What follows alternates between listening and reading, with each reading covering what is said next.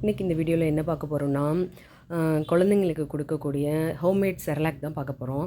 இது வந்து 9 மந்த்ஸ் பேபியிலேருந்து கொடுக்கலாம். என் குழந்தைக்கு நான் கொடுத்துட்டு தான் இருக்கேன். அவனுக்கு இப்போ 3 இயர்ஸ் ஆக போகுது. இன்னும் வந்து இதை தான் அவனுக்கு ப்ரிப்பேர் பண்ணி கொடுத்துட்ருக்கேன். இதில் சேர்க்கக்கூடிய பொருட்கள் எல்லாத்தையும் தனித்தனியாக வறுத்து எடுத்துக்கலாம். ஃபஸ்ட்டு வந்து அரிசி அரை கப் எடுத்துக்கணும். அதே மாதிரி பாசிப்பயிறு அரை கப்பு, பாதாம் முந்திரி இது எல்லாத்தையும் சேர்த்து அரை கப் எடுத்துக்கலாம்.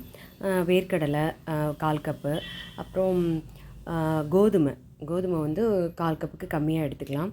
அதோட பொட்டுக்கடலை, அப்புறம் மிளகு, ஜீரகம் அரை ஸ்பூன் சேர்த்துக்கலாம்.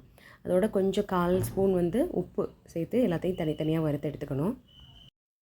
அதோட வால்நட்டு, பிஸ்தா இதெல்லாம் இருந்தால் கூட நம்ம சேர்த்துக்கலாம். இப்போ இது எல்லாத்தையும் நல்லா ஆற வச்சுட்டு ஒன்றா சேர்த்து மிக்ஸி ஜாரில் போட்டு நல்லா கொரகொரப்பாக அரைச்சி எடுத்துக்கணும்.